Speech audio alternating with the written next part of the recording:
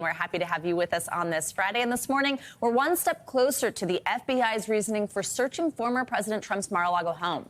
A Florida judge is now allowing for some of that search warrant affidavit to be unsealed. Trump has been calling for the release of those documents, along with several news organizations, including NBC News. The Justice Department wants to keep that information secret because it's part of an ongoing investigation. We have a lot to go through this morning with the judge's decision.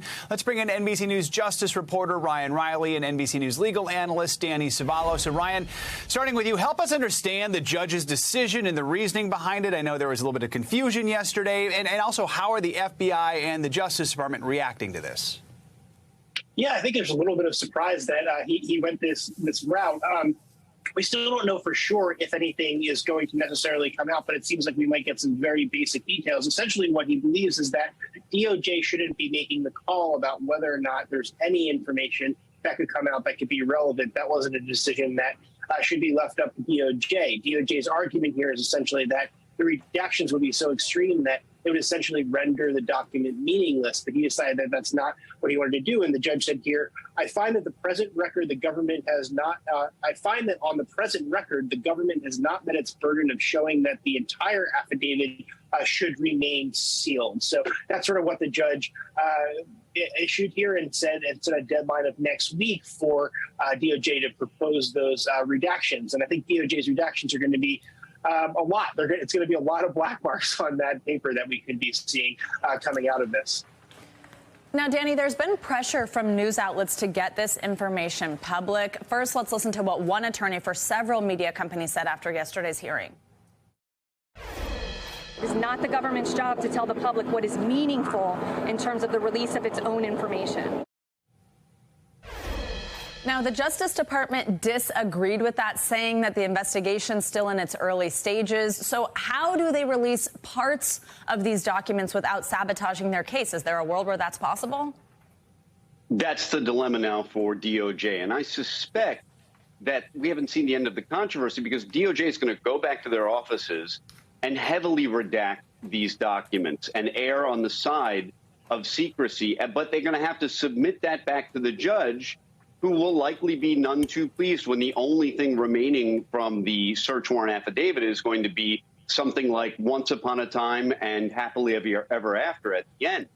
They're going to have to redact almost everything, and the judge probably isn't looking for that. Now, there is language in a search warrant that can probably remain, like, I don't know, the agent's history with these kinds of cases. They usually recite that at the beginning. I've been an agent for X number of years. I've participated in X number of cases. You might see that remaining, but anything that's substantive that has to do with the investigation, I have to believe DOJ is going to redact, even though they know the judge isn't going to be pleased. So adding to this once upon a time fairy tale, Ryan, is that a source familiar with the matter tells NBC News inside Trump world, there are actually discussions about whether to release surveillance video of the search. What are you learning about that? What's the Justice Department saying about it? You know, I think it's one of those we'll see, we'll believe it when we see it sort of scenarios, because I don't know if that's necessarily the best strategic move for them to have footage out there of the government taking back all of these documents that belong to the government. You know, if you set the classification issue aside, Trump obviously had a bunch of documents that he wasn't supposed to have under the Presidential Records Act. But I think, you know, at DOJ, the FBI, the big concern here would obviously once again be the safety of the FBI agents who participated in this, because we've seen attacks on the FBI. We've seen targeting of the FBI agents who are involved in this search. So they're going to want to make sure that the faces aren't going to come out in this scenario in any video that was released by the Trump side here. All right, Ryan and Danny, thank you so much. Thank you both. Now, this morning, there are growing fears of a potential incident at Europe's largest nuclear power plant. Both Ukraine and Russia are accusing each other of planning a provocation at the Zaporizhzhia facility today. It comes as President Zelensky met with the Turkish president and the UN Secretary General in western Ukraine yesterday. The UN chief said he was, quote, gravely concerned about the situation unfolding at the plant, which has already seen fighting in the past few weeks. Common sense must prevail to avoid any actions that might endanger the physical integrity, safety or security of the nuclear plant. and the facility must not be used as part of any military operation. Military equipment and personnel should be withdrawn from the plant.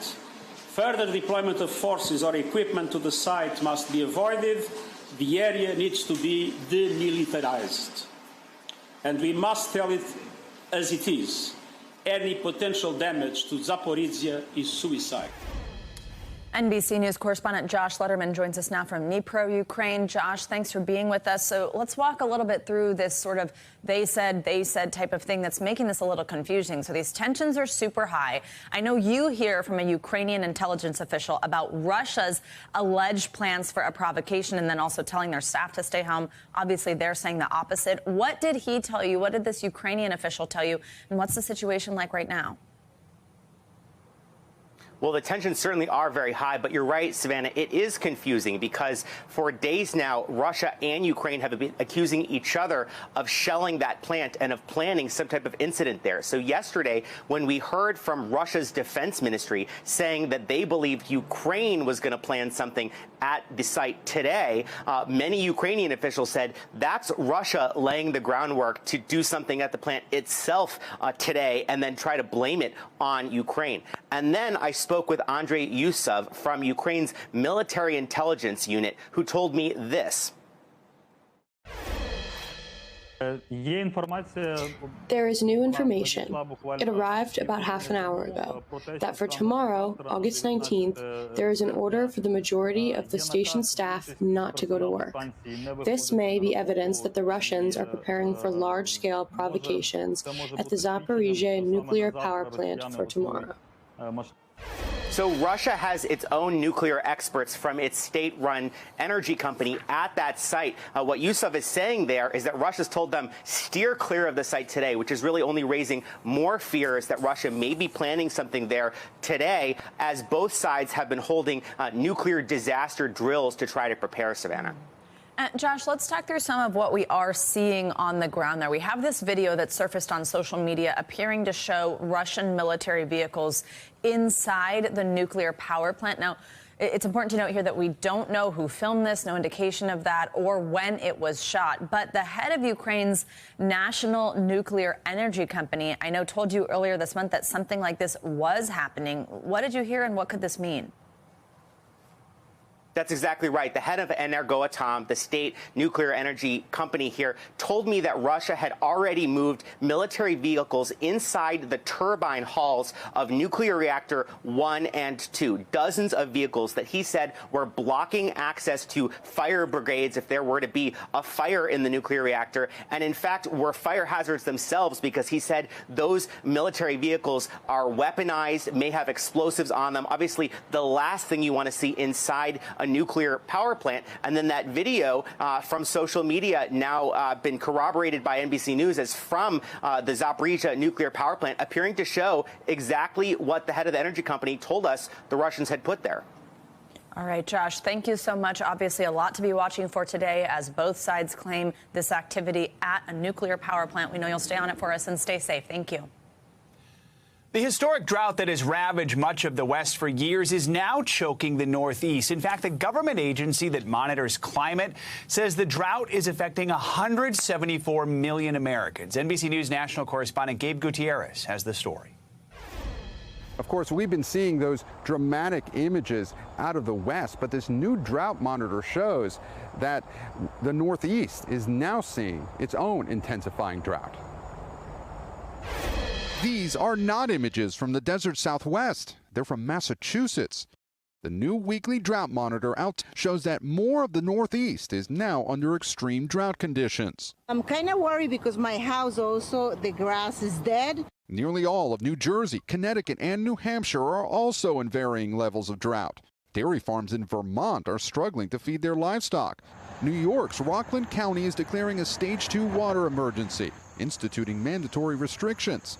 You can only water lawns on certain days here. And restaurants can't serve water unless customers specifically ask. It's going to affect us significantly. Anthony Tortorello says his landscaping company has already lost nearly half its business. We haven't had any decent rain. Nothing is really growing. It's really affecting my business. This river is much drier than usual. Normally, I'd be standing in water here. Local officials say this is the worst drought they've seen in at least 6 years.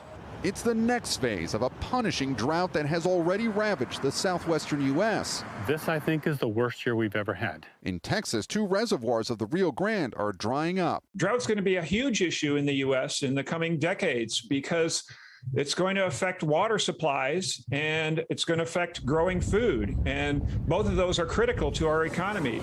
And it's going to mean that we can't keep living the way we do. Experts say climate change is reaching unprecedented levels worldwide. A record-breaking heat wave in China is shutting down semiconductor factories, including those that make microchips exported to the U.S. Back here in the Northeast, forecasters say there is a chance for some rain next week, but not nearly enough to make a dent in this drought. Back to you. All right, Gabe Gutierrez, thank you. So which parts of the country will get some rain this weekend? Maybe a little relief. Let's get a check at your Morning News Now weather. And meteorologist Michelle Grossman joins us with that and what you can expect as you head out the door this morning. Hey, Michelle, good morning. Hey there, guys. Great to see you. And yeah, some of us will see rain today, also into the weekend. Unfortunately, some of it's going to come fast and it's going to come furious. So we do have a flash flooding concern in portions of the Midwest. We could see severe storms later on this afternoon and evening. Also looking at the chance for flash flooding throughout the Gulf Coast states into the southeast, also coastal South Carolina. That's going to be a bullseye where we could see some flash flooding. The main concern today and also this weekend is into the southwest. We're looking at that monsoonal rain really ramping up this weekend. In addition to an area of low pressure, they're going to come together. They're going to bring heavy rain. And we're looking at moderate risk for flash flooding. That doesn't get issued very often. We rarely see it. We're going to see that today. Another moderate risk tomorrow. That's in portions of Arizona, also New Mexico. That's where you see the pink. So Phoenix and Tucson could see some flash flooding. And remember, flash flooding is life-threatening. So we need to be concerned with that. We're looking at the chance for 6 inches of rain in some spots. We do have 9 million people impacted by a flood alert. We have a flood watch. That's in the green. So portions of Utah and Colorado, Texas, New Mexico, also Arizona. And we're seeing flash flooding come in and out. Flash flood warnings, that's when it's happening right now. So we see them pop in, we pop out, and we're going to watch it as we go throughout today and also throughout the weekend.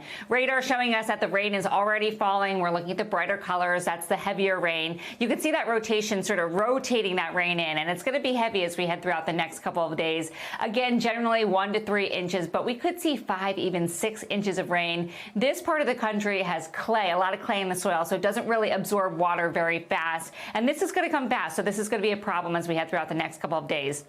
We're also looking at the Midwest. That's one cold front where we could see the chance for severe storms later on this afternoon. The main threat would be winds. We could also see some hail with those storms. And then we're watching that slow-moving cold front throughout the southeast. We've been watching it for days. We're going to continue to watch it. And that's bringing the chance for those scattered storms today and also tomorrow.